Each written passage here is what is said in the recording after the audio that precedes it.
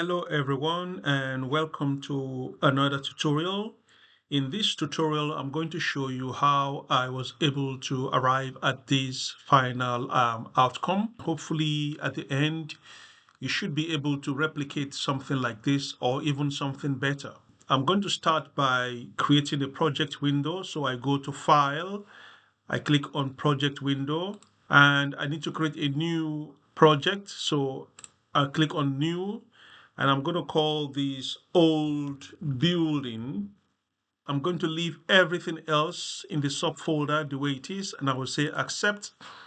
And I will go back to File, and I will go right down to Set Project, and I'm going to look for the old building. I'll click on it just once, and I'll come right here and say Set.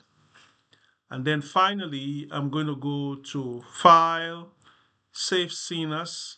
I'm going to call this modeling because I need to model first before I can add textures and do the animation. So I will say Save.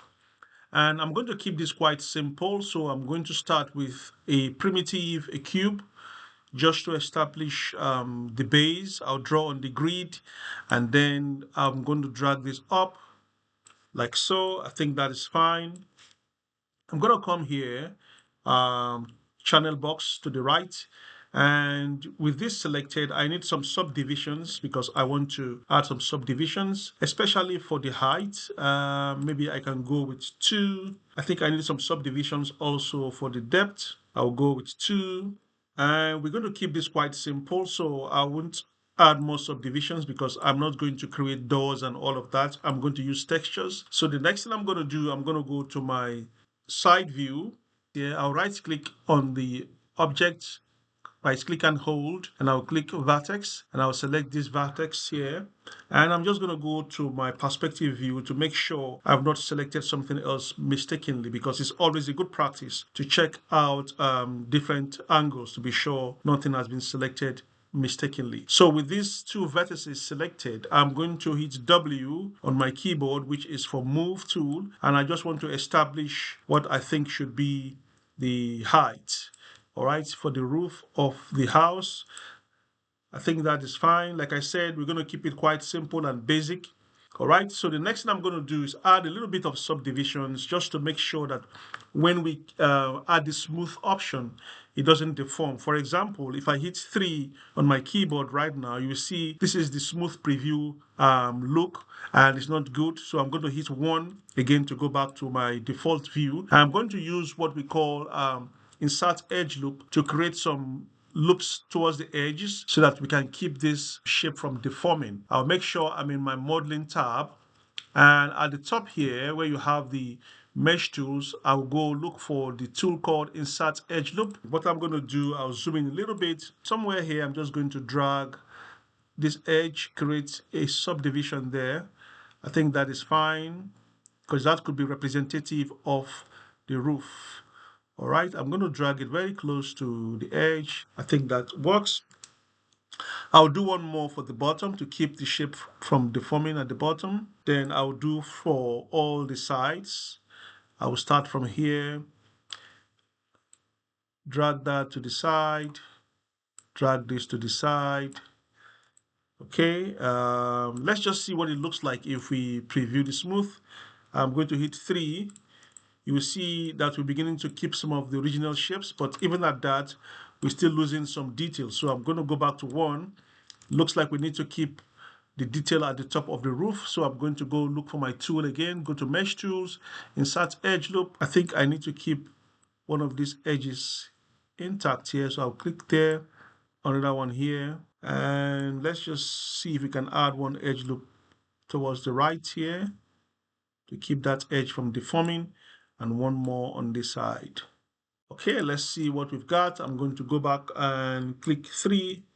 Now you can see that I've been able to maintain the shape the way it should be. So I'm happy with that. I'll hit 1 again. All right, I'm going to scale it down a little bit. I need to create a ground upon which the house is going to live. So I'm going to just do a basic plane. All right, you can just click here on this icon and create a plane, or you can go to create polygon primitives and you can select a plane. All right, so I need some subdivisions because I want to modify the look and feel of the ground. So I'm going to go with that plane selected.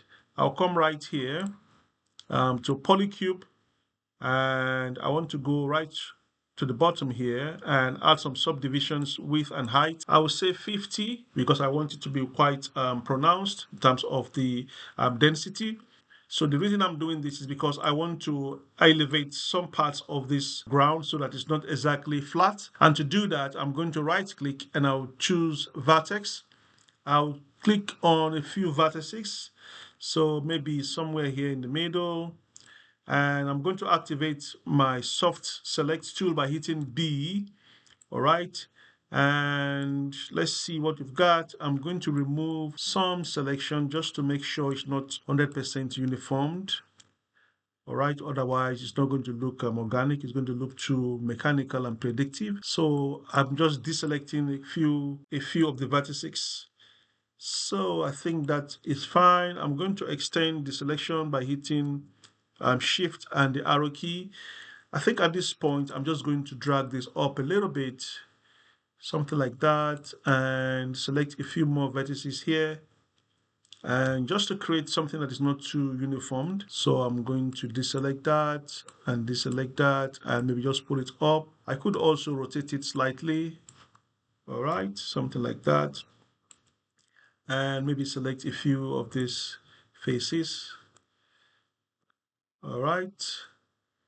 And add a little more of the vertices, and I'm just going to pull it out like that. Select some from here. All right, just trying to make sure it's not 100% uniformed. I think this will work. This should work, so I'm going to do this last one, pull it up a little bit, and then I think I should bring the house down a little bit so that it's on there like that. Okay, I'm going to scale this up on this axis just to make sure the house is not floating.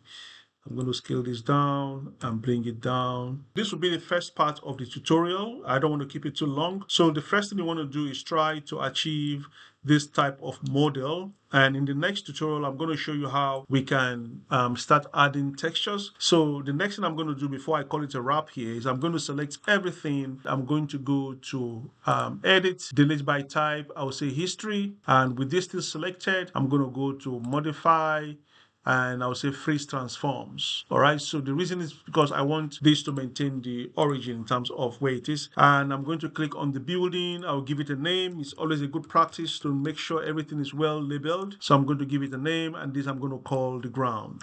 So I'll see you in the next video and we'll take it from there. Bye for now.